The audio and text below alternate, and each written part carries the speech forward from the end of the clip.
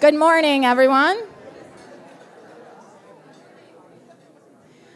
On behalf of myself and John List and Mike Price and Jean Desetti and Edie Dobrez, we're all very excited to have you here with us today. We'd like to thank all of you for coming. Before we get started, I'll tell you a little story. When we first decided to launch the Science of Philanthropy initiative, we spent a lot of time thinking about what would be the main types of activities that we would do in order to bring researchers together with practitioners. And the main kind of flagship idea was to host this conference annually. So we wrote in the grant, we said we hope to have around 100 people at this conference. It's a stretch. It might be hard to find that many people that are interested in doing experiments in charitable giving, but we think we can do it. And one of the referees was a little bit skeptical, and he said something like, I think this is going to be 40 grad students in a room with John, and you guys should really be skeptical. And I really like a good challenge. I think John likes a good challenge too, so I said, okay, there's no way that's what's going to happen. We're going to have at least 100 people there. Last year, we had 140. This year, we have 200 people who have registered to come here today, and that's great.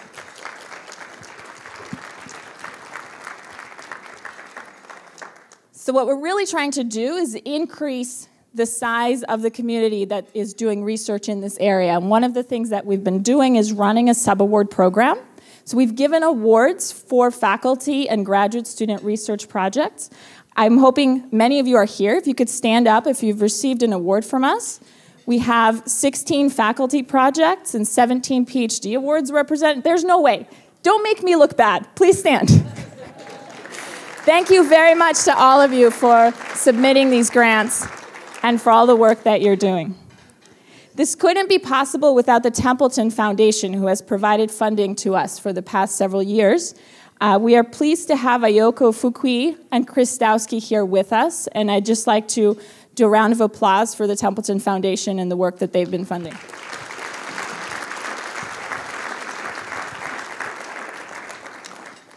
Now, in addition, we have two great keynote speakers who will be introduced later, Nick Epley and Chuck Longfield. So we have, yes, very good. Thank you so much for coming. We have a research advisory board who helps us with the direction of our center.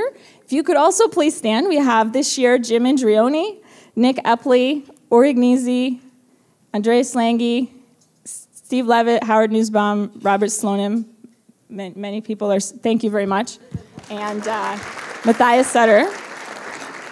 We also have a junior advisory board that's Sherry Lee, Sarah Jacobson, Jonathan Meir, Jen Shang, Charlie Sprenger, and Erta. Many of you are also here.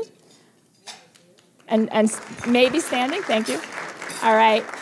And of course, practitioner advisory board members as well, because we'd like to represent the research and practice side. Ivan Adams, Grant Gilbert, and Maria Kim are here. And our other co-PIs, Avner Ben-Ner, Louis Putterman, and Jean Desetti. Now, I've missed someone, and that's John List. So he's the leader of our group. He's going to have to make the walk all the way down here shortly. John is currently the chairman of the economics department at the University of Chicago. He's the Homer J. Livingston Professor of Economics there. He is the editor of Management Science. He's been the editor of Economic Perspectives and on the board of AER and JEL. He's written 175 publications. I think it's more than that since I last checked his website. If we think that a publication has 48 pages in it, which is about the average, that's 8,400 pages. I decided to lay those end to end, and I get 1.45 miles of publications for John. I was hoping it'd be enough to get us to the moon and back, but it's not quite as many, so I'm a little disappointed. But in general, besides all of his accomplishments, he's really been an inspiration to all of us to move us forward and do great work, both in charitable giving, but also in health, education, the environment, and other very big social issues that we're trying to tackle. So he will come up next and introduce Nick Epley.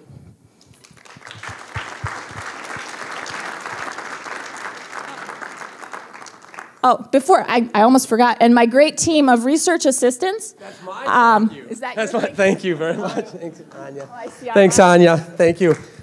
She has taken some of my thunder, a little bit of my thunder. I wanted to start by also thanking Templeton. When you do a big project like this, you need two big components. You need a very strong supporter who will provide resources, and Templeton has been that and more. And you need a fantastic team. And my team, led by, I've just put a few names up here. Edie, please stand up, Edie. You've just been wonderful through all this. Anya and Swaroop. I don't know if Swaroop is here. Swaroop, he is the guy behind the scenes. Anya's better half. He has just been wonderful. Shannon Price is up here. Shannon, please stand. Now, the rest of the team, I don't want to put everyone's name, but the rest of the team, a big thank you to you as well. The team's quite large, and all of the team is just doing a tremendous job to make this happen. So team, thank you very much.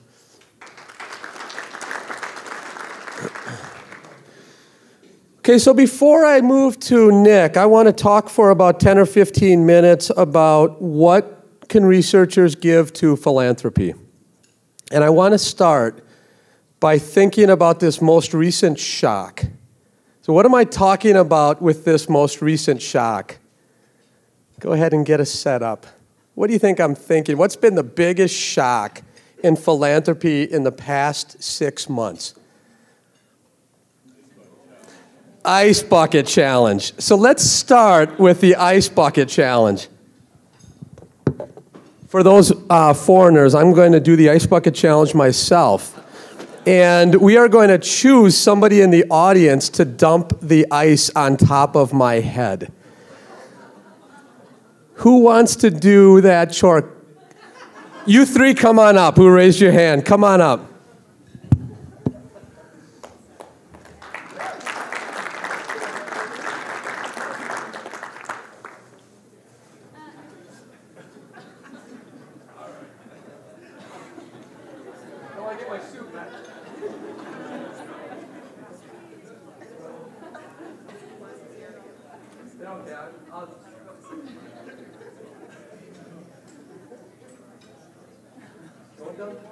Yeah, give me a warning. 1, 2, 3.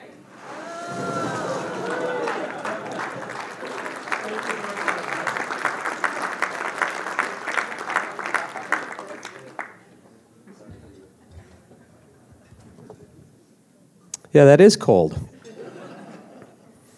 So now, as the story goes, I challenge everyone in the room who has not done that. You have officially been challenged for the Ice Bucket Challenge. Let's think about that now. Let's think about what just happened.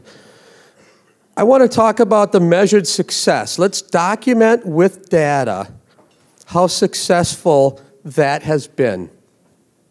Let's then step back and ask, what have we learned from that episode? What has SPY research taught us are the key ingredients to why that worked? And then I'll go through some open questions in philanthropy. So first of all, let's look at ALS Google searches. What I have here in blue is I have 2013, and in red is 2014.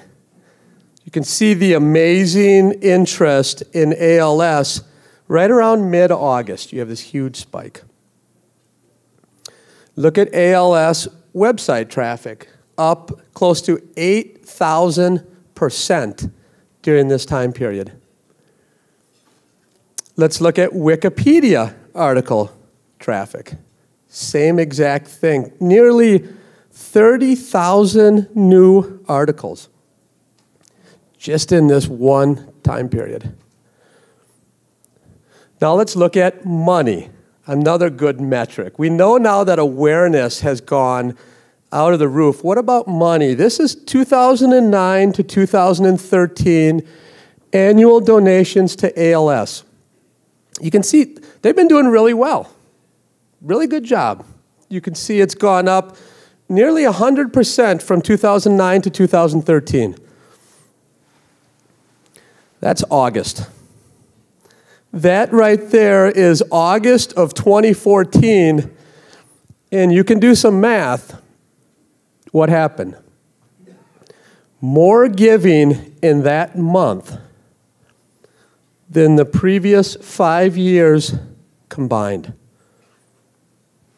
That's the money that it brought in, $100 million just in August. So what is the secret here? That's what we need to ask. What can we learn from that? Where is my bucket challenge? That's what we should all ask ourselves. Okay, so when I stepped back and started thinking about the key ingredients to this challenge, I think first you have to start with a good cause that has good metrics. And this is exactly an important part of the research agenda of SPY, thinking about and considering how important are these metrics to potential donors. You will find a very good paper presented by Uri Ganizi later today on this very issue. ALS is a good cause, good metrics. Low cost and fun to engage friendship networks. Okay, so now let's be clear here. We oftentimes have people talking about you need to have friends ask friends. We don't do enough of that. Why? Because it's costly to ask a friend. You don't feel good always asking a friend, will you give money to my cause? In part because you know they will ask you in 6 months to give money to their cause. Now, this challenge, it was easy for me to stand up and say, I challenge you to have fun just like I had fun. Obviously, what helps here is social media. That's what makes it low cost. You've separated the ask from face-to-face to something you can type on a computer. That helps with cost as well. It's fun. You're engaging friendship networks. You will find this is also an important component of SPY in things that we would have predicted. In session 3A, we have a session called Friends Asking Friends. So this is exactly what these researchers, Reagan Petrie, Michael Sanders, etc., will be talking about in that session. Perfectly predictable from the research that SPY has done. Now, thirdly, it has to be easy and subtly to advertise one's kindness. What we found is that a lot of giving is not due to altruism. There's some altruism component, but not entirely. It's importantly driven by how can I be better off, or how does this make me feel? I could just stand there right now, pour ice over my head, and it was a very easy way to send a signal to the world that I'm a kind person. Once we have that understood, the underlying motivations for why people give, a very important component is selfishness. Now, that's not a bad thing. Many times when I'm talking to fundraisers, they say, well, here comes this Chicago economist again. He's pouring gasoline on the fire and it's not fun anymore because he's saying people are actually selfish. What I'm saying is once we understand people's motives, and selfishness is extremely important, we can use that understanding to make the world a better place. That's what this is about. That's why we're all here, to make the world a better place. Those three ingredients, when you look at the fundraising drives that really work, once those three are in place, it will be a success. If you have one in place, it's a minor success. If you can get all three, it will be a major success. So it's up to all of us to think hard about what are the easiest and most cost-effective ways to get those three ingredients in place. That's what our SPY research tells us we should do. That's exactly what the data from a very cool natural experiment on the ice bucket challenges tells us we should do. Okay? So let's think about other questions that you might have. Well, maybe what's happening here is those people would have donated to ALS anyway, but they're just moving forward their donations. I think it's clear to see in the data that that's not true. You have just a ton more new people coming in who are giving to this cause. But then you might wonder, though, what is the expense of those gifts? And what I mean by that is, now that John just did the challenge and he sends a $100 check to ALS, does that mean he will spend $100 less with the Sierra Club? Now, that's a question that we do not have an answer to just yet. We have 2 or 3 projects in place where we're looking at when we have clever tools to enhance the gift or enhance the pool of gifts, is that simply coming at the expense of stealing money from our rivals?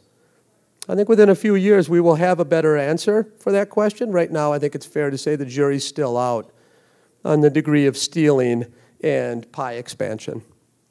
Okay? So let's step back and say, okay, that was cute. The Ice Bucket Challenge is fun. Let's look at the broader picture. Many people who want to paint charity as a great, vibrant sector oftentimes put up figures like this one.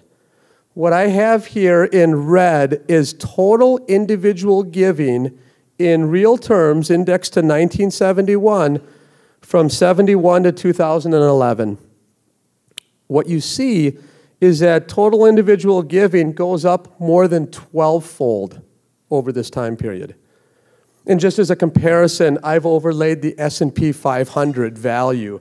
And you can see our sector is right alongside the S&P 500, which is just tremendous, tremendous sight to see, wow, this sector is really, really vibrant. As a Chicago economist, I like to pour water again on our understanding. Another way to look at these is to say, what about total giving as a percentage of income? What about total giving as a percentage of wallet? That's what I have here over the exact same time period. Guess what? 2.2%, 2.1, 2.01, 2.05. You can see it's essentially flat. I have giving to religious causes from 1929 until today, and you get the exact same thing. This is just a fact that in our sector, we want to think about, why is this the case? And is there a way that we can expand the pie to get out of this range of 2 to 2.5%?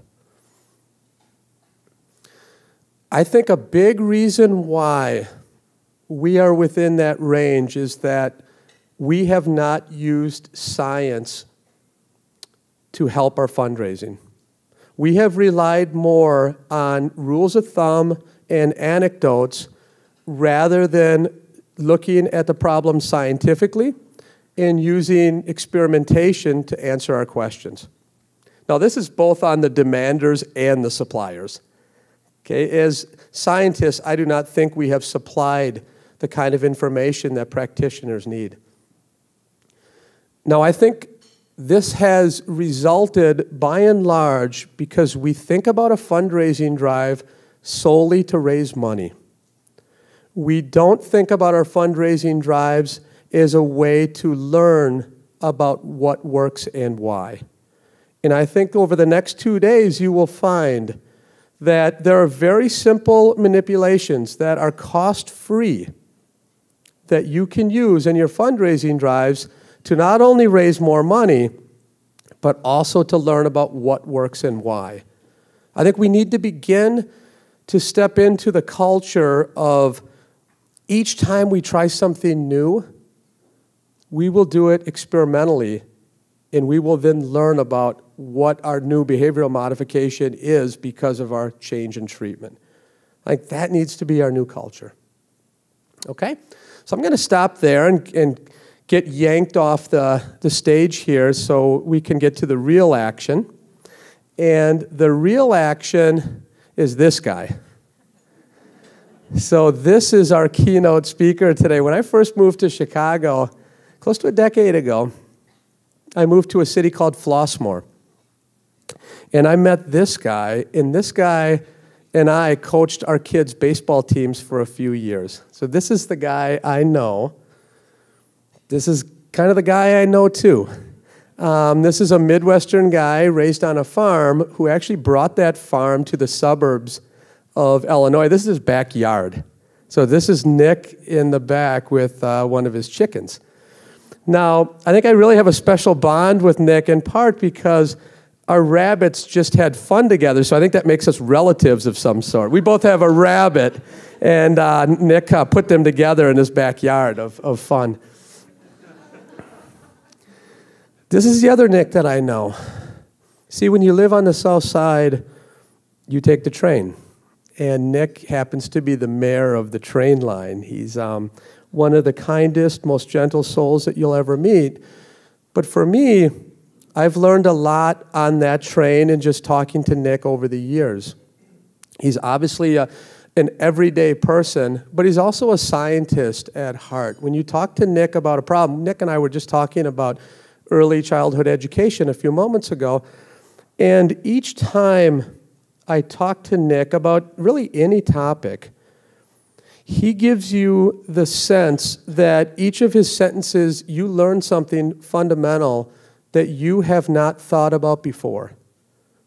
If I need a question answered in psychology, in experimentation, Nick is always one of the first people I will go to because he is the scientist's scientist. He is not doing work to grab a headline. Nick is doing work to find out how the world works and to make the world a better place. You can read about Nick in the schedule, in the program. It tells all the great things that he's done. He's been a colleague of mine now for 9 years at the University of Chicago. He wins all kinds of awards. He's just a super colleague, super guy, and he wrote this great book. So I'm going to do a bit of advertising and then turn it over to Nick. This is a book that I know full well the hard work that Nick put into this, writing every word himself and making every formal argument himself in this book to essentially try to teach people about the psychology of decision-making and the psychology of each other. So without further ado, I give you my friend, Nick Epley.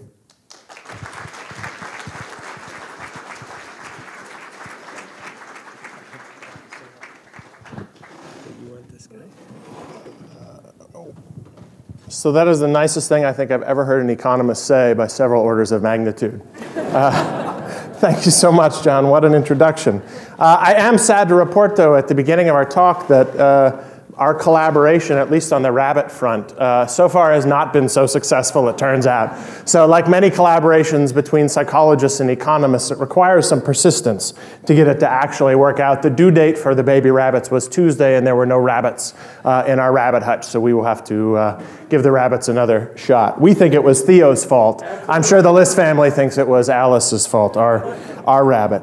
So I'm really humbled and honored to be here today. I'm humbled because this is just such an impressive group of people that John has managed to assemble, and how he manages to do this I don't quite understand. I'm very grateful, though, that all of you have come here today to try to understand this very fundamental problem about pro-social behavior in everyday life and how to try to enable it a bit more effectively. I'm also a bit intimidated to be here, though, today as well, because this, as you may not be able to appreciate sitting in the audience, is a fairly intimidating group of people to talk to. So we have out there in the room right now some really, really impressive academics, psychologists, and economists who care a huge amount about precision and care and detail in the kinds of data that we're going to be talking about. But we also have in this room a very large number of practitioners who are out there in the field dealing with the dirty, messy, complicated, ugly details of everyday life. And so trying to give a talk that speaks to both groups is a very hard thing. Edie has tried to organize the conference in a way that I think is effective by bookending at least the first day by both somebody who comes from the very basic research side, namely me, and ending it with someone who is in the dirty, messy world of the field every day trying to run big philanthropies, big charitable organizations. And the challenge when you do this kind of work, when you bring people together, is we all need a little bit of patience. with each other. So patience from the practitioner side, when you hear from academics like me, where we care about precision and care. So I'm going to talk about experiments that are small in nature today, not big and not grand, and they're not going to solve all your problems. Instead, they're kind of promissory notes. And what we hope to get from you in these kinds of meetings is a partnership with us to try to test these little promissory notes that we have in our data to see if they can expand to bigger field settings where we might care about, where we can measure impact. And on the practitioner side, I think the academics, of course, have to be somewhat patient with the practitioners who are dealing with lots and lots of problems, and often they want to know the answers without knowing all of the tiny little details that we think about that go into our experiment. So if I spend too much time on detail, I hope the practitioners will forgive me today. So my interest in philanthropy comes not actually from a problem in philanthropy. I consider this a distant interest of mine, but something I think our research can speak to. My problem, or my interest, comes not from philanthropy. It actually comes from a problem in philosophy. And that problem is an ancient one that philosophers refer to as the other minds problem. This was first articulated, probably best, by Gorgias, who's known to be one of the very first solipsists. And Gorgias was a very well-known orator, but he was stumped by one fundamental fact, one fundamental problem that encapsulates the other mind's problem. It's a pretty simple problem. The problem is that there is only one mind on this planet that you can experience directly, that you can know exists with absolute certainty, and that is that your own. You experience your own thoughts and your own beliefs and your own attitudes, your own hopes and dreams and emotions and intentions and desires and goals. But you can never have access to anybody else's mind. And so you cannot confidently conclude, philosophers will point out, that there is any other sentient mind on the planet other than your own.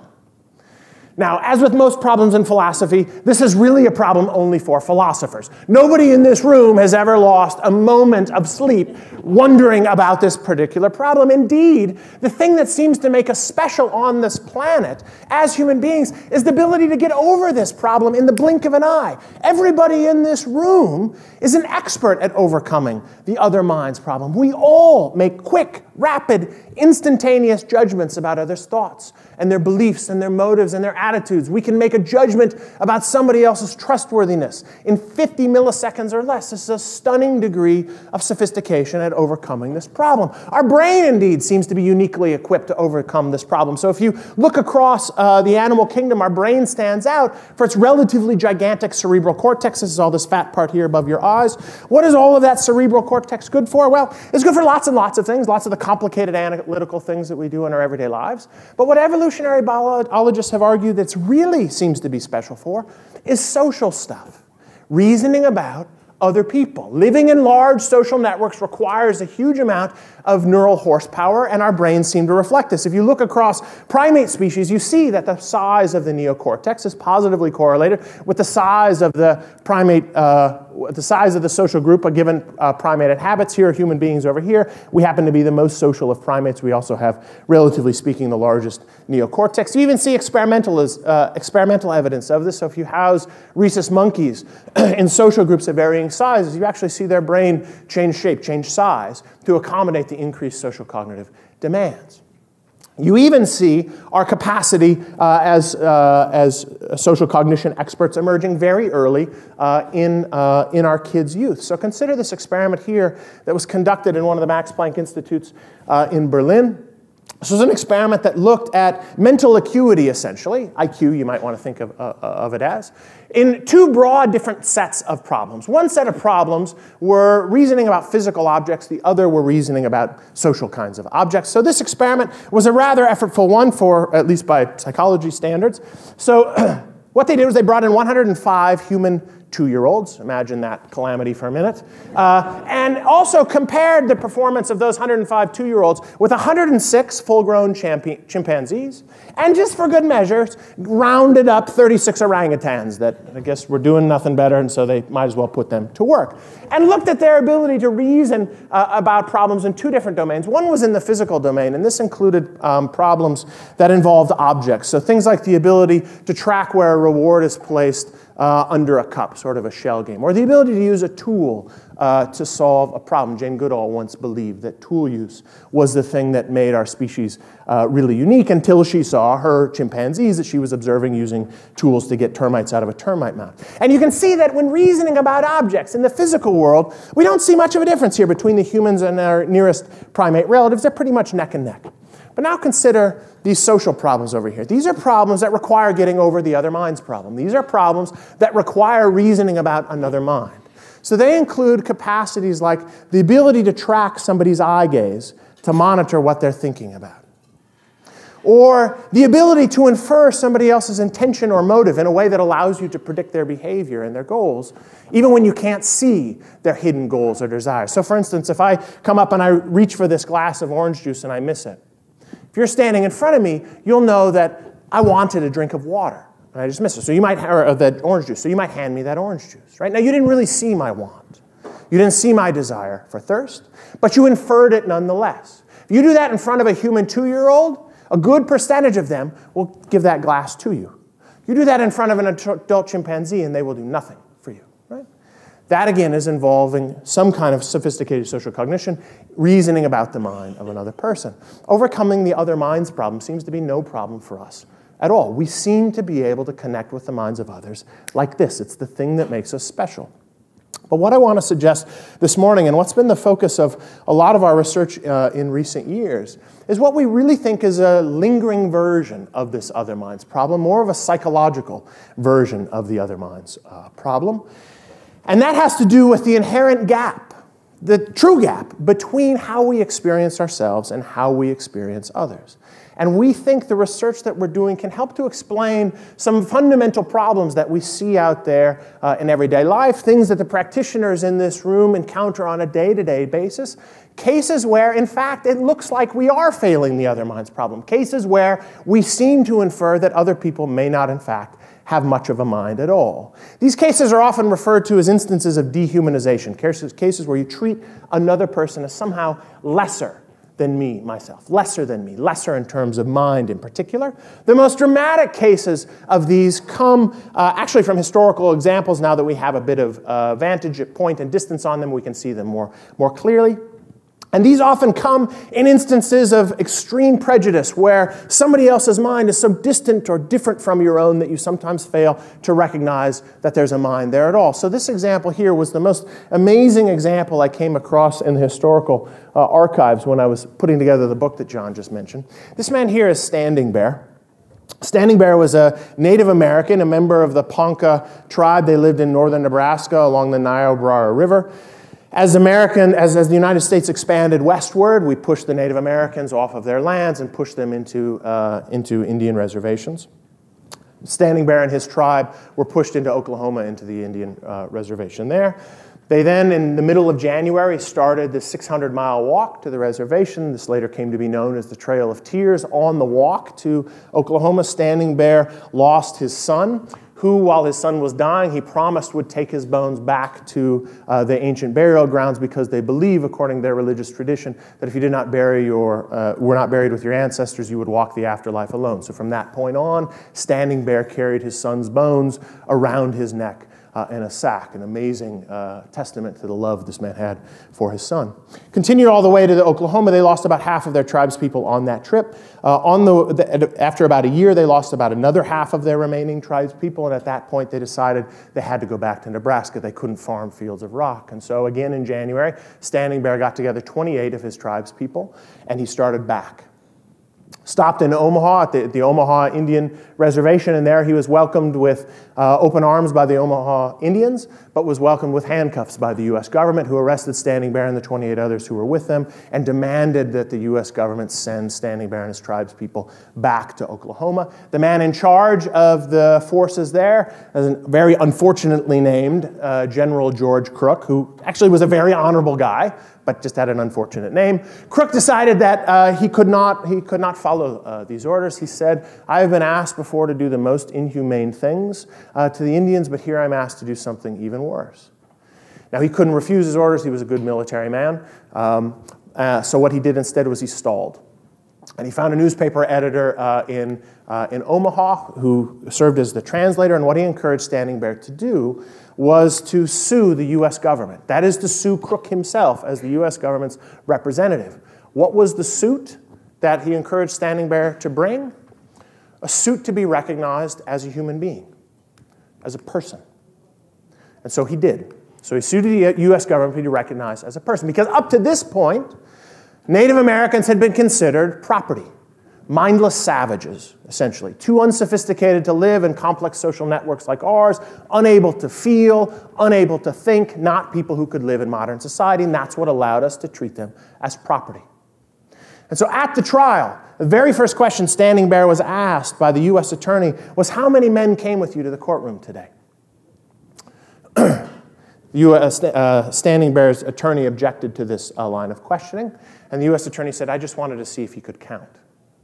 You could see him denying the mind of a man who was there. And so they continued for the whole rest of the trial, trying to reveal the ways in which the Native Americans just lacked the kind of mental sophistication that all of us have. At the end of the trial, Standing Bear was given an extraordinary opportunity actually to stand up and address the courtroom, which was consistent with Native American tradition but was not consistent with U.S. jurisprudence. And Standing Bear at that point stood up and did the most amazing thing that I think probably has ever happened in a U.S. courtroom. This man, illiterate, uneducated, stood up at a moment's notice and channeled Shakespeare. He stood up, he held out his hand, he said, my hand is not the color of yours, but if you pierce it, I will feel pain. If you cut it, I will bleed. I am a man.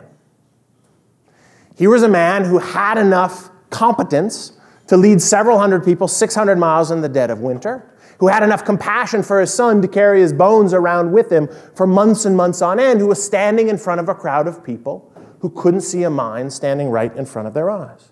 This, to me, looks like the psychological version of the other minds problem. And when you see people clamoring like Standing Bear did, he eventually won his suit, by the way, as did African Americans, as did women, as are gays and lesbian now as well, who are also claiming that they're being denied basic human rights.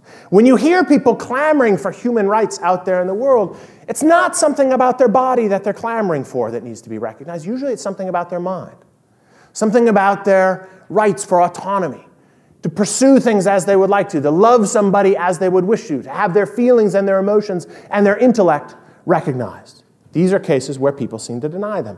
These extreme cases, though, can make it seem like the other mind's problem is a fairly distant thing, not something that most of us really do, not something that comes up in everyday life, but I actually don't think that's quite right. So we see other kind of more subtle versions of this other mind's problem, I think, showing up in almost any time you get a distance between two minds. So when you get a conflict between two people, somebody has a very different set of beliefs than you do. The common inference that people make is not that the other side, they recognize that the other side just believes something that they do.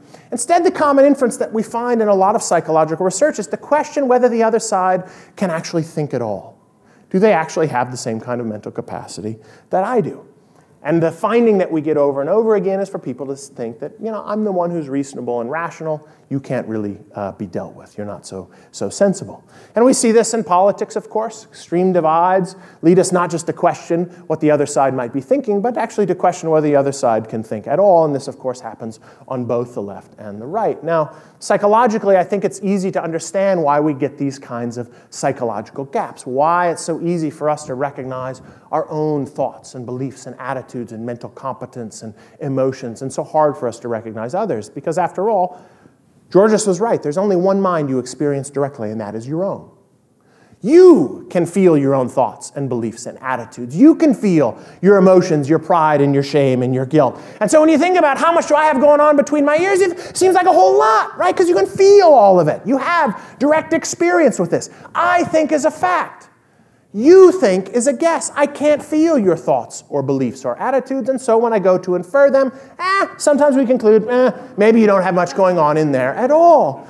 And this, I think, illustrates phenomena that we've come to describe as the lesser minds problem, where we see a very consistent bias and judgment for people to think that they essentially have more going on between their ears than other people do, particularly in terms of the two dominant dimensions of conscious experience and the human mind. One is experience, the ability to feel emotions and such, and the other is agency, the ability to think and to reason and to make choices. And so you see phenomena like this. This was documented by Emily Pronin and her colleagues, where people report that other people have less free will than they do, that my choices are based on my intentions and motives and desires. Your behavior, though, is determined more by the context that you're in. And she found this both in predictions of good and bad outcomes. So people thought they also have more free will to make bad choices. So they were more likely to end up with bad outcomes than other people. Where other people are dictated by their circumstances, people report that they're guided by their own choices, by their free will. You also see this in terms of experience. So if you ask people how often do they experience things like embarrassment or shame or pride or guilt, people report that they experience that more than other people do. Now, that doesn't make any sense. Just because I can't see your embarrassment or shame or pride or guilt doesn't mean that you have it, but it's consistent with our psychological experience. And to show you one example of this, I want to show you a very recent study that Juliana Schroeder and I have been working on, where we found that other people are also seen as having just less sophisticated motives than we have ourselves, less fundamentally human motives. So this is part of Juliana's dissertation research. All the work that I'll be talking about here and the rest of the talk comes from Juliana. Juliana is right back there in the back. And so what we did here was we capitalized on this old idea, which turns out to be a bad idea empirically. So the empirical evidence does not support this very well. But it's a very intuitive idea. This is Maslow's hierarchy of needs. I'm sure everybody in this room has heard of this. It was debunked in the mid-1970s as being a particularly good description of human motivation. Nevertheless, it survives in our intuitions quite well. And we just use it here for people's intuitions. So Maslow had this idea that motivations are stacked in this kind of way, that there's some basic primary kinds of motivations down here, these physiological motivations. And these are things we share with all animals. Every living being on the planet needs to eat, needs to drink, needs water. These are all these basic kind of species-consistent motives. But then as you get up, you get more uniquely human motives, Maslow thought, more mental experience kinds of motivations. Things like a desire for esteem, to be loved by others and to be respected by others. Or up here at the top, self-actualization, which is really about autonomy and mastery. So being able to do things of your own volition without being forced to do them by somebody else, and also being good at things, being able to do the things that you're good at, having a sense of pride at doing things that you find to be meaningful. There are any number of organizational analogs, of course, of this that are supposed to tell you which ones are most important, which ones are most basic, and which ones are more rare up here at the top. What we did, though, is we went to the smartest people that I know on the planet, namely my University of Chicago MBA students, or at least I will say that in public. And what we did is we asked them how important these different motivations at these different levels are for them and for others in the class, for other MBA students who are sitting around them in the class. And so we asked them just on this simple scale here, that goes from +3 to -3. So up here at the top, +3 indicates that this motivation is more important to me than to others. These negative numbers down here, increasingly people believe that this is more important for you than it is for me. And we asked about a bunch of different motivations. So we asked them how important things were like eating food, drinking, and sleeping were for them compared to others. That's down here at the bottom. The physiological needs. And then as you go up this ladder, we asked about higher level needs, things like feeling respected by others or feeling adequate self-esteem, living with a full sense of meaning and purpose in your life up there at the top, or realizing your full potential in life. Right? How important are these different motives to me versus others? And what do we find? Well, we find something that I think looks like a subtle version of dehumanization. People say that these basic needs, things that all animals have. We all have those. I don't have them so much more than you. But these things up here at the top, autonomy, mastery, purpose, those are things we all know we care about, that drive us, that produce a lot of satisfaction in our lives. But people seem to think, at least in my class, that it's mostly me that has this. You, not so much. I can feel my desire for doing something meaningful and worthwhile. You don't really care about that so much. And I think this set of beliefs, this pattern of beliefs that we find over and over again, at least in the psychological literature, is the reason why there's a market for popular books like this one, Daniel Pink's book, Drive. I wish my book sold 1/10, well, maybe 1/50th as many copies as his did. This book simply points out the research in psychology and in other aligned areas in psychology over the last 50 years showing how important things like autonomy and mastery are in driving people's success and driving their motivation. All of these things are things up here at the top. Why do we need a book like that? Because people don't seem to think that it's so important for others. Now, I think this is the point at which these kinds of basic questions for us as psychologists, basic questions of social cognition, how do we think about each other, starts to interface a little bit with the world of philanthropy. And so we've started doing some research to see whether this kind of social cognition might affect how people treat other people in philanthropic kinds of settings. And in particular, it occurred to us that there are different ways that you can try to help other people.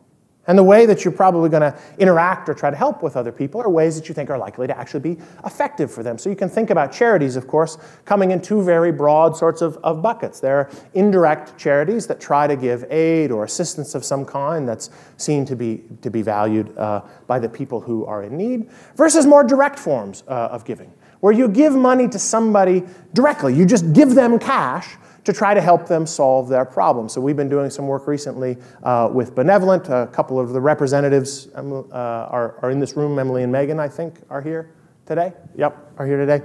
And of course, there's another big direct giving charity too. This one here, Give Directly. And we wondered whether, and we had some hypotheses, that the way you think about the minds of those you're trying to help might determine how you choose to try to help them. And they also might help to explain why, for instance, you would favor more paternalistic forms of charity, like the Red Cross, over more direct forms of charity, like Give Directly. In fact, the chief operating officer of Give Directly articulated recently our hypothesis almost perfectly. She said, I believed, this was describing her thoughts about charitable giving before she started Give Directly, I believed that I could do more good with money for the poor than the poor could do for themselves. I held two assumptions that both look like problems, lesser minds problems to me. One, that the poor are poor in part because they're uneducated and don't make good choices. Two is that we then need people like me to figure out what they need and get it to them. If you think of the poor as relatively mindless, are you more likely to give them aid indirectly than directly? Is that going to affect not whether you give to them, but how you might give to them, how you might sort out these charitable dollars? And so we did we started with this question where basic researchers, laboratory researchers like me, start with these kinds of questions. We go to a setting where we can have precise control over our experiments and over our variables to see whether this idea is even remotely plausible. And so that's what we did. This is a small-scale survey, which we ran online with mechanical participants, and we described Give Directly to them, and also the notion of direct and indirect giving. Here's how Give Directly charity works. You donate your money through their website, and the money is transferred directly into the bank accounts of poor people, and so on. We then asked them about some of the people living in Kenya and Uganda to get their general sense or their beliefs about the people who they were trying to help, and also about the charity. So we asked them to report how effective they thought Give Directly versus the Red Cross would be on a set of survey responses like these. We asked them to predict how wisely they thought the money would be used. So if you just give cash to a poor person living in Kenya, how likely are they to waste the money? How likely are they to use the money just to feel good on short-term things like alcohol and drugs? How likely are they to invest it in the future? We reverse score that item, of course. We then had them evaluate the mental capacities of the poor. There are a few groups in social life that are dehumanized more than the poor are, thought of as being both not so sophisticated in their thinking and also not as empathic or as emotional, as capable to feel as others. We asked about the mental capacities of the poor across these kinds of items, just general attitudes. Poor people have excellent self-control, and so on. We then gave them a little bonus. Now, this is a trivial bonus. They were paid almost nothing for this. They were paid 35 cents for this. We nearly doubled their payment on this. We gave them another 25 cents, and then just allowed them to either keep it for themselves or give directly or to give to the Red Cross, right? What do we find? It's just purely correlational study. First off, we find all of these measures are correlated with each other in the directions that we would have predicted. So they think the more mentally capable the Kenyans and Ugandans are, the more they think that Give Directly will be effective. They think the more mentally capable the Kenyans and Ugandans are, the more wisely the direct payments will be used. And we also see it positively correlated with the amount that they actually give to Give Directly. We don't see it correlated with the amount they give overall to a charity, but we do see it affecting who they give it to more likely to give money, to give directly when they think that the poor are more intellectually capable. And this takes some market share from these other two sources, the amount they keep for themselves and the amount they give to the Red Cross. Obviously, this has to be true, but it seems to take from them relatively equally. We find experimental evidence of this too. This one is too complicated a study for me to explain, where we create a group and we describe their mental capacities, framing them in slightly different ways as being more or less capable. And what we find again here is that it affects both perceived effectiveness of the direct giving charities, independent of the need of the charity, independent of the need of the people being served, and also that it actually affects what they give as well. So these are examples of the kind of small-scale experiments that we do as psychologists and as laboratory researchers, where we desperately need practitioners like those of you in the room to help us see whether this stuff really matters, because we don't know here. We know that this is a possible idea, that this could affect how you actually give, might be able to explain why people prefer paternalistic sources of giving rather than less paternalistic sources of giving. But we don't know until we scale this up. We can't do this ourselves. This is where we need partnerships from the people in the room who do this for a living. But there's another element of the other minds problem too. What I showed you just a moment ago was how people evaluate others, and how the gap between their own minds and others, which I think is the most fundamental divide in all of social life, might affect how we behave towards others in potentially interesting ways. But there's also a remaining question, that if you are a mind who's trying to communicate it somehow to others, trying to reveal your mind to others, how would you do this? Because Georges is right that you really cannot ever have direct access to somebody else's experience. I cannot know what it's like to be you right now. I can only know what it's like to be me. How would people reveal their minds? Georges was right. You cannot see a mind just by looking at another person. And that's right. But are there other cues, we've wondered, that might actually reveal a mind more clearly? And if you think about it for a little bit, I think it becomes relatively clear. The way you know the mind of another person is really not through their body. I can't see your thoughts. I can't see your reasoning or your rationality that clearly on your body. But maybe we can hear it. The closest you're ever going to get to somebody else's ongoing mental experience, what it's like to be them, is through their mouth. Of course, lots of research shows that we understand somebody else better when they can use language, when they can communicate to us directly. But what we've been wondering is there something more fundamental about a person's voice that allows you to hear their mental operations? It allows you to get some closer connections to their full mental capacities, to recognize that they might be a human being like you. After all, how do you know that I'm alive on the outside? Well, you can see my body, you can see me moving, that's how you know I'm alive. How do you know I'm alive on the inside? Well, the voice has lots of the same kinds of properties that biological motion does.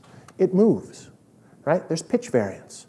It's intonation. It goes up and down. How do I know you have a lively mind? How do I know that you can think and you can feel? Maybe you can hear it. Maybe you can hear it in that pitch variance. So consider this experiment. We did this with the very first one, one of the earliest ones that we conducted in this project, not the very first one. And I think it just gives you a simple intuition that's flawed in a handful of ways, but it'll give you a sense of some of the things we're doing here. It's certainly the simplest dependent variable we have. What we did here was we had 20 people come into our laboratory and describe positive and negative experiences that have happened to us, to tell us a story about something that happened to them. We get 40 total speeches here.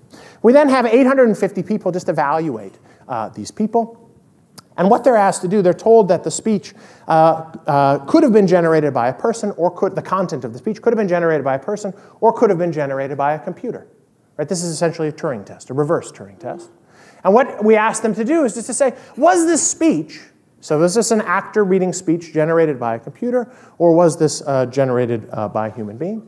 What they're asked to do is they're asked to guess whether the content of the speech was generated by a human or a computer. And what we manipulate is whether they hear the speech, whether you listen to what the person says, or whether we strip the voice out and you just read what the person has to say. We just take the voice out of it. And what do we find? Well, we find that when you strip the voice out of the speech here, you think that it's more likely or less likely that it was generated by a computer. Does stripping the voice out of human interaction, does it strip out some of your humanity as well? Some of my ability to see your mind, that you're thoughtful, that you're intelligent, that you can reason. This study is a little bit abstract, so let me give you one that's a little bit more concrete and one that might be a little more closely connected to the world of philanthropy. What we did here was we went to a group of people who are very deeply invested in trying to communicate their mind to somebody else, in particular their mental capacities to somebody else. We went to our MBA students. And what we asked them to do was to give an elevator pitch to their most desired company. Now, everybody who's been looking for a job before knows that these elevator pitches are your short 1.5 or 2-minute opportunities to try to show your intellect, your ability to think to somebody else so that they ought to hire you, right? This is your chance to reveal your mind to somebody else.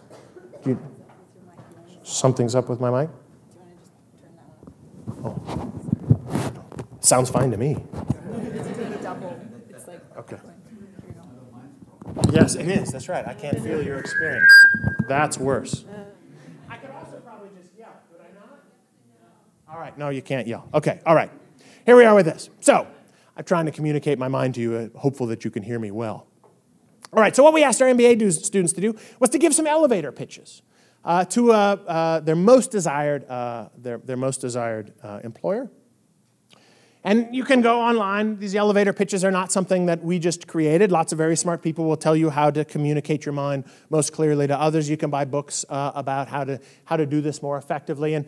And from some of these books, we actually learn that, in fact, there's a national elevator pitch champion who's apparently this guy. Like there's some Super Bowl of elevator pitches sometime, somewhere, who's doing this.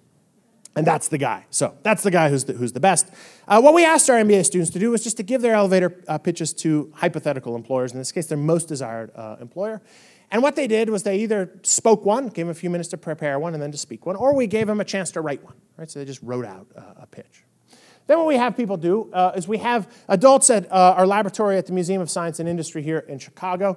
Imagine that they were considering hiring the student. They judged how competent, so these are mental state attributes, or mental trait attributes, how thoughtful, how intelligent, and how competent the person was. They reported their general impression of the person, how likable, how positive, and how negative their impression was, and how interested critically they would be in hiring the person if they were actually interviewing this person for a job. We have 3 conditions here. They either listen to the audio so they can hear the voice, they read the transcript of the pitch, or they read the written pitch. So the voice is either present or it's absent. The MBAs, interestingly, did not think that this medium would affect the message that they were conveying. That is, they did not anticipate being judged differently across these mediums. We asked them to predict. They didn't expect they would be judged any differently if the audience could hear them or if they just read what they had to say. This is consistent with other online samples we find, too. Here's another sample of online respondents. We asked them if you wanted to be perceived as most intelligent, how would you choose to express your thoughts to someone? A majority say, I should write to someone rather than speak to them. Well, what do we actually find? So what we found is that observers are, in fact, affected by the medium in which the message is conveyed here in a way that affects the perceptions of the speaker's mind. So what you can see here, this is how thoughtful, competent, and intelligent the person was judged to be. They were seen as most mindful. Here, the transcript and the audio, the transcript and the written condition did not vary at all in terms of the inferences they formed about your intellectual capacities. You see they form a more positive impression of you when they can hear you than when they don't, and they report being more interested in hiring you as well. Of course, hypothetical here. What about the body? Or maybe this is just we're adding more human-like cues, and so you seem more thoughtful, more intelligent, just because we add more human-like cues. What if we add even more? What if we add video to this? And so we did that in this experiment here, where we took their spoken pitch, which we actually videotaped, and we presented these to the same group of participants, at least sampled from the same place. And what do we see? We see the video doesn't add anything significant here to your evaluations of the person's intellect, your general impression, or your interest in hiring them, but you strip out the person's voice, and now they don't seem quite so smart. You're not so interested in hiring them. They don't seem quite so mentally capable. Now, this is where you'd like to do a big field experiment, but it's also the place where my ethics get in the way. So I'm a little nervous about going into companies and fiddling with people's applications like this. Maybe John would figure out a way to overcome this, but I'm not bright enough to do that, or at least I'm too scared to do that. So what about real recruiters? What about real people who do this kind of thing for a living? Like maybe you're volunteers who are hearing pitches from you or from the people who are in need. What do real recruiters in this case do? Well, the closest I could get to real recruiters were people at a conference, much like this one, except for professional recruiters, people from Fortune 100 companies who had come to the University of Chicago, to the business school for this conference. They do this once a year. And it occurred to me that I could use this group because I was speaking there that morning. How handy. So shortly after giving this talk, we can use these people and have them evaluate the MBA pitches that we had before. What did these people show? Because we had fewer of these respondents than we had in our other samples, we used a smaller sample of the MBA's pitches. We randomly selected just a few of them. But these folks show exactly the same effect. If anything, the effect size here is actually bigger than we see in the other studies. Now again, this is not proof of impact, this is proof of possibility here, and this is where partnership with organizations like you who are looking to see, does this really matter out there in the world, are helpful. We're working with Benevolent now to see whether stripping the voice or adding the voice to prospective targets' need, whether that increases the likelihood of donating to that person, whether it affects perceptions and actually affects giving. Now, what do we take from this? Well, we take small steps from this, not big steps from this. This is the way research proceeds. We're in the throes of sending this out to our colleagues who are telling us how problematic it is in all sorts of ways, and so we're trying to deal with those empirical concerns. But we think this might have, in the long run, some broader implications for our social lives, and we're interested to see where this goes down the road. So one, we're becoming increasingly interested in social media, which, as you know, is stripping the voice out of much of our interactions. We find it much easier to connect with people today, arguably, over text-based mediums, distant, indirect kinds of methods than arguably we used to at any point in our history, and this starts pretty early in life. Is this creating some conflict or some inhumanity between people, perhaps in places where you wouldn't see it if people are actually able to hear the other side? We ran a little study like this, looking at cases of conflict to see if you might, in fact, get an effect like this. And so what we did here was we recruited participants to a lab we have in downtown Chicago. And we recruited them to and sampled their beliefs across 3 different very contentious issues. So we had 6 participants eventually who we used, told us their views, told us their beliefs, why they held a particular belief that they had on 3 very polarizing issues. So one was abortion rights. We had one person who was in favor, one was very opposed. Support for war in Iraq, again, one person who was in favor, one person who was very opposed. And preference for rap versus country music, which turned out to be every bit as polarizing in our data as these other 2. So we had one country music fan and one rap fan, explaining why they hold this preference or belief that they do. What we then did was we had people either listen to this speech, listen to this person explain their beliefs. We had them watch it, or we had them read the person a transcript of this. These are observers who either have the same belief that the person has, so they're on the same side of this political issue or preference issue as you, or they're on the opposite side. And of course, it's when minds are distant from you where dehumanization becomes more of a problem. And what do we see here? Well, we ask people, how competent do you consider the speaker to be? And what you see here is a big effect of agreement. The speaker disagrees with you and you only read what they have to say, they really seem like idiots. You hear what they have to say, you think they're a little smarter. Here, we actually get a little bump from the video. So when you can see somebody, they seem smarter still. It's the only case where we really get any significant effect of video. We usually don't. Usually we only get effect of the voice. We get very little from the video. We also see it in a bunch of uniquely human traits, how refined or cultured the person is. This comes from the annals of psychology. I won't explain that in detail. We get nothing, though, when the speaker agrees with you. When the speaker has a mind just like your own, you don't need to make a bunch of inferences about whether they have any mind at all. There, the voice does not matter. It's only when you're trying to bridge this distant divide that you get this effect of the medium. We see it on other dimensions as well. We, of course, can reverse this, too. So the data I've showed you look at what happens when you strip a voice, when you take a person's voice away. What effect does it have on the inferences that you make about them? Well, there are also voiceless things, right? We can also think about what happens when you add voice to technology, something that's mindless. Does it seem more mindful? Does it seem more competent, more intelligent, more capable? We ran a little study with iPhone users. Juliana and I did. What we did here was we surveyed 313 current and past iPhone users. And of course, your iPhone now comes with this handy little person inside it, Siri. Right? And so we asked the iPhone users how much they used a bunch of different features of Siri. We also asked them some questions about how mindful they thought it was, how intelligent, how sophisticated it was, a handful of these measures. And we see that use of the voice, in particular, this correlation is from the frequency with which you listen to Siri. That is, you have Siri talk to you. It's correlated with how mindful you think it is. And it's also correlated with how long you hold on to it. This is not a big effect. Obviously, lots of things affect whether you turn the phone in or not. But one possibility is that when you have some connection, when you've listened to this thing's voice, well, you're not really going to give up your Siri. This is mine. I don't want a new one. She's with me. So we're interested to see if that replicates across bigger samples. We also, in this project, have had some good success with partnerships here, too, with corporate partnerships. So this was not a philanthropy. Again, this was anything but, perhaps the opposite of a philanthropy. This was a project that we did with General Motors. And General Motors came to us with what they thought of as an other minds problem.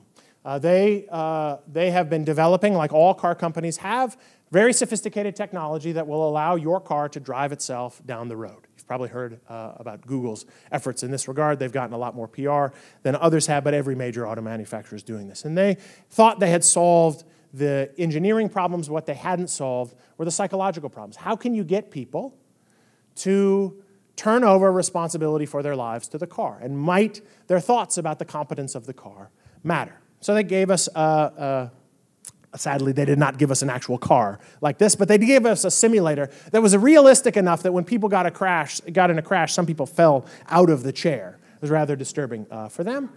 And what we did is we manipulated whether the car had a voice or not, and in particular, whether it had Heather Caruso's voice. So she's sitting right here. She happens to be the best GPS lady in the world. So if you just have her sitting next to you telling me where to go, that's awesome. And so either we had Heather through the equipment giving feedback to the person as it went along. It had no voice, or you were just driving it on your own. And we found that adding voice made you think that it was more mindful, more sophisticated, smarter car, better able to sense what was going on around it, better able to plan a route. Right now, this is all code for thinking this car can think a little bit. People reported trusting the car more. Their heart rate was reduced while they were driving it, suggesting they were more relaxed. And they also, we made them get into an accident. They were hit by another car. And we engineered that accident so that everybody got into an accident. It was the other car's fault. And what we found was that when the car had a voice, they were more likely to blame the other car than their own, because their car was too smart. Heather's not going to get me into an accident. She knows better than that. They were more likely to blame the other car. Now, I want to end this talk not with new technology, but rather with an old example. And this comes from a more human example from somebody's experience who had distinct challenges with communicating their mind, their hidden mind, to others in everyday interaction. This comes from Helen Keller. And Helen Keller was once asked to come and speak at a conference, sort of like this one, I imagine, in favor of certain kinds of rights for deaf children. She was not able to go to this particular conference, and she wrote a letter to the person who was inviting her, expressing her regret that she wasn't able to come. And in this letter, she wrote, "I'm just as deaf as I am blind. The problems of deafness are deeper and more complex, if not more important than those of blindness. Deafness is a much worse misfortune, for it means the loss of the most vital stimulus, the sound of the voice that brings language, sets thought astir, and keeps us in the intellectual company of man. You lose a voice, you have a harder time perhaps connecting with the minds of others and revealing your minds to others as well." But earlier in the letter is a sadder story, I think. She writes here earlier in the letter, "I've received letters from the parents of children who were either deaf or feeble-minded. The parents could not say which. The doctor did not know, or else he did not tell them the truth.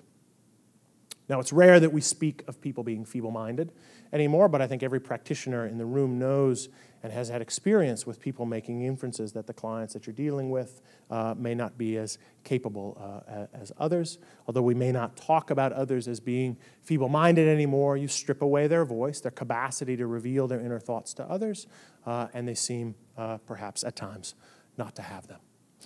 Thank you so very much for the time this morning. I'm happy to take questions if anybody has them.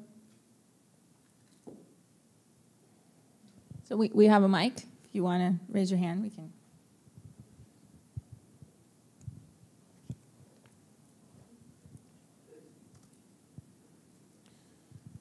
It cannot be that a room full of economists is quiet.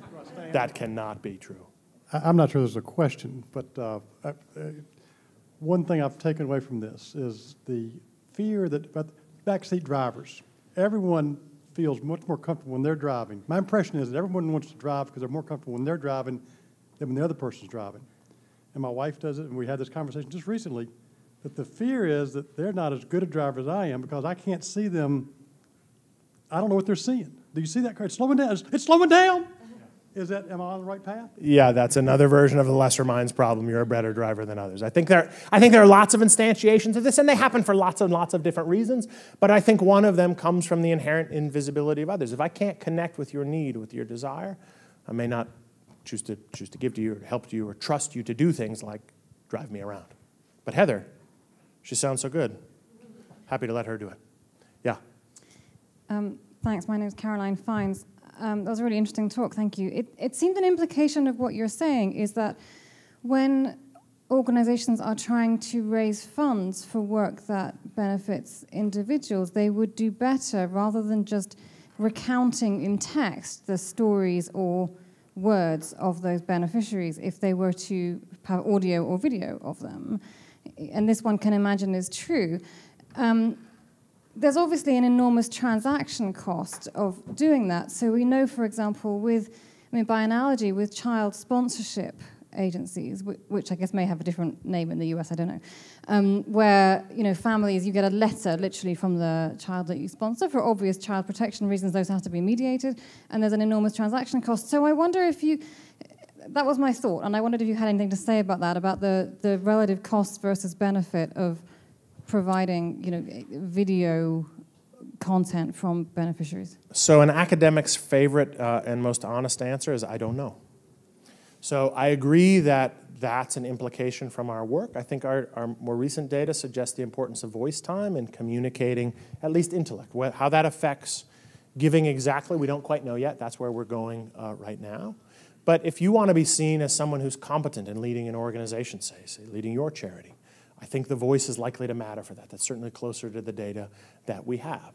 Lots of things affect that particular judgment, and this is where being able to scale up from the laboratory experiments that we can do, which are very carefully controlled and tightly confined, and they manipulate as best we can only one variable at once. This is where seeing how they play out in the noisy context of real life is really important, because we don't know how this intervention impacts or how big it is compared to others. That we don't know. Right?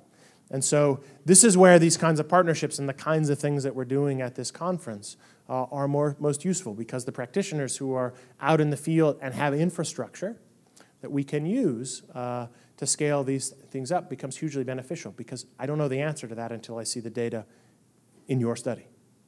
Right? And my data give you some suggestions, but they don't tell you exactly what to do. Yeah. I have a question about how this other mind is constructed, and maybe there's does it generalize to another experiment that I did, for instance, where we asked our subjects to share money with somebody else, and they give a little bit, but not very much. And then we more or less asked them to put themselves in the position of the other person, to imagine that they were the recipient rather than the giver, and they're completely generous. And the mystery to us was that it's trivial to understand what it must be like to be the possible recipient of this division of $20. But until you force them to actually put themselves in the other person's shoes, they're perfectly capable of suppressing the humanity, if you will, of the other person. Yeah, so we've done a lot of work that looks very much like that, about the effort that's involved in putting yourself in somebody else's shoes. All of us are inherently egocentric. That's just a fact of the constraints of our being, right? We see the world from our own perspective first and foremost. It's not that we can't consider the mind of another person, it's that it takes some effort to do so, and sometimes you need to be triggered to do that. So for instance, we ask people in groups. Here's another example of an egocentrism problem. I think it's no accident that you talked about one of your own experiments. Those are the ones that come first to mind. People know the things that they do in life, right? And so there's another manifestation of this egocentric bias whenever you get a group of people together that everybody who works in a big organization will understand. So if I have your table, do some problem-solving tasks, you complete anagrams, and then I ask you to say, what percentage of the anagrams are you responsible for? And then we add them up, right? We add them up. You'll get more than 100%. I promise you. You'll get more than 100%. And it turns out that the larger the group, the bigger that is, because you're overlooking a bunch of other minds. Now, you could think about others' contributions. You could get over yourself easily enough. And in fact, in our experiments, this was with Harvard MBA students in their study groups. All we did to get them over their egocentrism in these groups was just to write down the initials of the other people in their group. It was as if they had forgotten that there are other people in the group who are also doing things as part of this group. That little simple intervention took that overclaiming effect that comes from egocentrism, because you know your contributions, you don't think about others. It took it from 175% on average when we had 9-person groups and dropped it to 110%, just writing the initials. It's not hard. Everybody can think about others' perspectives, but they don't.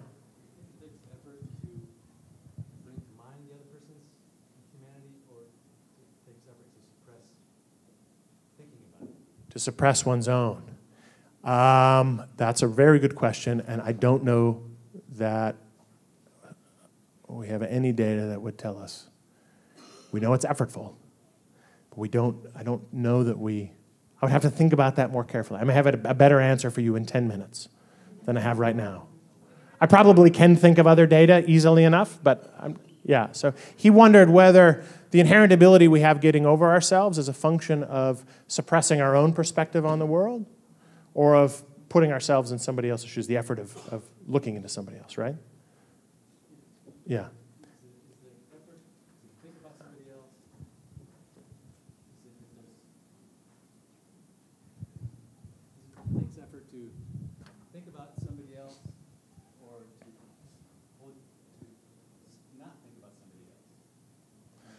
Oh, I see. So there is some interesting data that people seem to quite naturally, even when they're not explicitly directed to, attend to others' beliefs, but I think those are exceptionally subtle effects. I don't think those are very strong. But that's a long way of saying I don't know. We have a lot of questions now, so we're going to go here. Okay. So, Nick, thank you very much. This was a fantastic talk. I have 2 questions, and one is you were showing kind of the social interactions of the 2-year-olds. Have there been also studies done, say, with dolphins or with whales? Because we know that they are rather social animals and very intelligent. Yeah, so my bet, if there's another conscious species on the planet like us, it's there. The interesting thing about dolphins and whales is they have one of the they have a very high percentage of their brain that's not dedicated to motor movement. That seems to be, as far as we can tell, where our conscious experience comes from, and they have more of that than we do. It's very hard to study whales, of course. They're not quite as easily captive as chimpanzees are. And so I don't know the answer to that. There are. So I was on sabbatical one time with a researcher from SUNY Buffalo who studies social cognition in dolphins. And so there is work on that. I don't know the details of it. And then my second question is, you've been pointing out, and this is maybe also leading to what this gentleman was just pointing out, when you were speaking about that we know ourselves, but it's so difficult to really read the minds of others. And I would say actually there's lots of self-deception that goes on. There is, and I wonder really actually whether the direction is, say, if you take somebody, and you really somehow psychoanalytically teach them to really understand themselves on a much more fundamental level, does that not open up perhaps ways to understand than others because you understand yourself much better? Yeah, so that's really a question about accuracy. And accuracy is one that in all of these experiments we really have to punt on at this point. There is a lot of interesting work about people being better able at times to predict others' behavior than their own. So people, for instance, tend to overweight their intentions in predicting their own behavior. So you think that you're going to go to more talks at this conference than I think you will, because you really want to. But you really, all these look so interesting, but I know you're going to get tired, right? I know you're going to get tired and you're going to miss some. So there are cases like that where if you're looking at what predicts behavior, people sometimes do a better job predicting others than they predict themselves. This is particularly true in, say, ethical domains. So we had people predict, for instance, how much they would donate to a charity. We did this years ago. This was one of the first experiments I did in graduate school. On campus, there's this big Daffodil Days charity to benefit the American Cancer Society. This was done at Cornell when I was in graduate school there. And we had people 1 month before predict how many daffodils they would buy this year and how many others would buy. Then just a little over a month later, we contacted those same people and found out how many they actually bought. Both asked them and also had some record of this. And their predictions for others were more accurate than their predictions for themselves because they weighted their intentions. That's a question about accuracy. Obviously, that's going to vary some in domains where the intentions are more powerful, where your desires and interests are there's less situational influence, then that accuracy is going to vary a bit. In this case, it's very hard to measure accuracy, except to say that as far as we can tell, nearly everybody can feel and think and cares about autonomy and purpose. So Maslow's hierarchy, for instance, I think was an unfortunate contribution in some ways. It was unfortunate because Maslow was one of the great humanists in psychology. But that pyramid is in many ways quite dehumanizing because it suggests that really me up at the top, folks in the C-level suite, we're the ones who have climbed up to the top of Mount Maslow. But those people, the poor and the destitute, all the people that all of you are trying to serve here, they don't really care about that stuff. They don't care about meaning and purpose. They don't care about being treated with dignity or respect. They just need food and money. So where's the accuracy there? I don't quite know. But I do think it's pretty fair to say that as far as we know, it's pretty much a human universal that people prefer autonomy over being imprisoned or under control. Yeah, just a few more questions. Yes, I really loved your talk, but there's something that I expected to find in it that wasn't there. I thought that you would. We have done no more research than what's here. I would have thought that you would have used some data on people with autism spectrum disorder. So we use men. Where we use men. That's actually not entirely a joke. So men do worse on these tasks than women do, and there's some interesting arguments that autism is kind of an extreme version of a male brain. We don't study clinical populations in our research, and that's not for a lack of interest. We have done some clinical work over the years, but we haven't studied autistics. And that really simply reflects more of a research approach from me, and the way I try to answer problems or answer questions as a scientist. What I'm most interested in is how context, so changing the target you're evaluating, changing the environment you're in, how that affects potentially every one of us in rather fundamental ways. So I'm trying to say something about you, not about folks who individual differences across the spectrum. Now there's a whole line of psychologists and economists who are personality researchers, and they adopt that approach. And we use this work synergistically. So we take things, we look for convergent evidence across experiments that vary the context or the situation, and those that vary the person to see if we get similar effects across these two kinds of manipulations. It's just that doing clinical work is hard.